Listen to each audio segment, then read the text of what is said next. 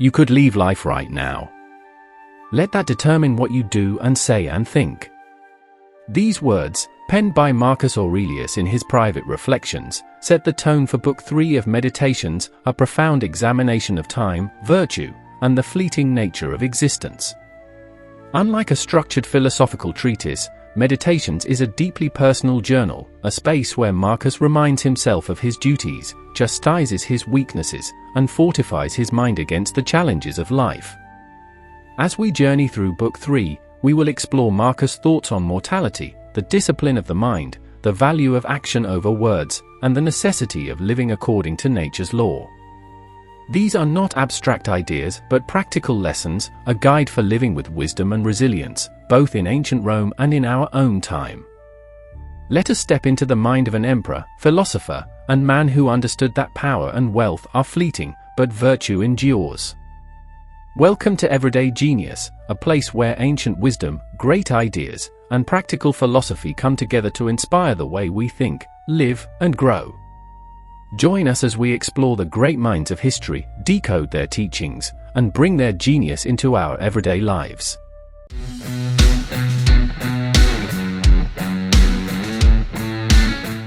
Unlike a work meant for public consumption, Meditations was a deeply personal collection of thoughts, a philosophical journal in which an emperor reflected on life, virtue, and the nature of existence. Book 3 is an exploration of impermanence, the discipline of the mind, and the pursuit of virtue.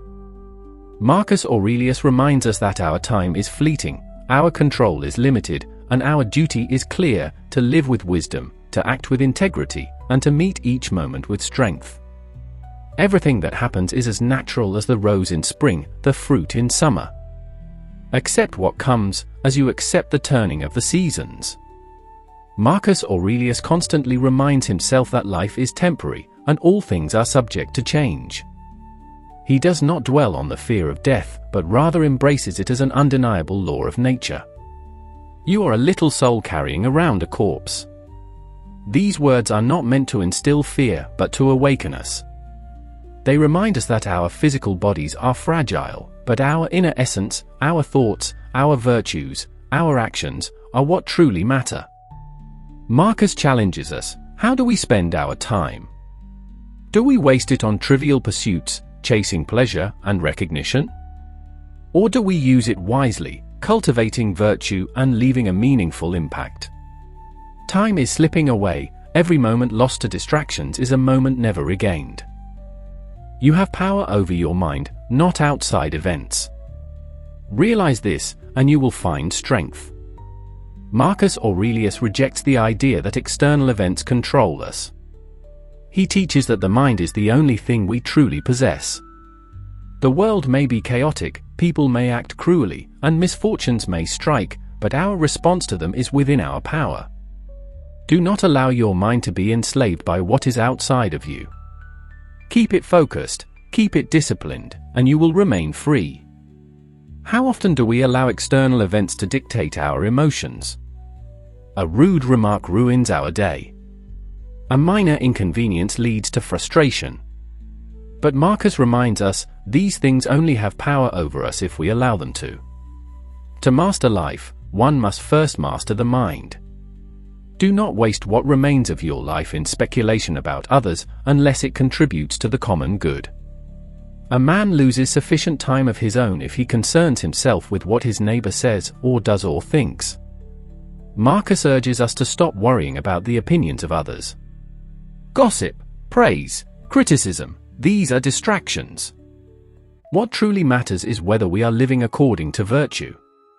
Do what is right. The rest does not matter. Virtue, for Marcus, is not found in words but in action. It is not enough to talk about morality, to read about wisdom, or to admire great philosophers. One must live by these principles, even when it is difficult. He writes, "Do not argue about what a good man should be. Be one." It is a challenge, a call to action. Will we rise to it? If we accept that our time is limited, we begin to see what truly matters. Would we hold grudges if we knew today was our last? Would we waste time on trivial concerns? Would we hesitate to act virtuously, fearing judgment or failure? Do not act as if you had 10,000 years to live. Death stands at your elbow. Be good for something while you live, and it is in your power. His words are not meant to depress us, but to wake us up. What is not good for the beehive is not good for the bee. Marcus views humanity as part of a larger whole. Just as a bee cannot thrive if the hive is in ruin, an individual cannot thrive in isolation. We must live for the greater good, in harmony with others and with nature itself. He reminds us, the universe is change, our life is what our thoughts make it. To resist change is to resist the fundamental nature of existence. Instead of clinging to what is temporary, Marcus urges us to flow with life, to accept what comes, and to act with wisdom within it. Consider how many, after being greatly celebrated, are now forgotten. Think of how many who praised others have long since passed into dust themselves. Here, Marcus Aurelius emphasizes a humbling truth: all things fade. The applause of the masses, the monuments of men, even the grandest empires, all are swallowed by time. Why, then, should we seek after vanity? Why crave recognition from those who will soon be gone themselves? Instead, he advises, let your only desire be to act justly, and to find satisfaction in your own integrity. Let your conscience, not the opinions of others, be your guide. This is the essence of Stoicism, to cultivate inner virtue rather than external approval. To focus on what is within our control, our actions, our thoughts, our character. Do not dwell on what has passed, nor tremble at what is to come. The present is all that is given to you, use it wisely. Marcus Aurelius closes this meditation with a call to presence. Regret for the past and anxiety for the future are distractions. The only moment we truly possess is now. What matters is not how long you live, but how well. If you live in accordance with reason, if you act with virtue, then no day is wasted. Each sunrise is an opportunity. Each breath is a gift. Let us not squander them on things beyond our control. Instead, let us cultivate wisdom, temperance, courage, and justice, the four virtues that define a Stoic life. Book 3 of Meditations leaves us with these fundamental questions. Do we let the actions of others disturb our peace? Do we waste time chasing approval and recognition? Do we live as if we have infinite time, delaying what matters? Do we resist life's changes, instead of adapting and growing?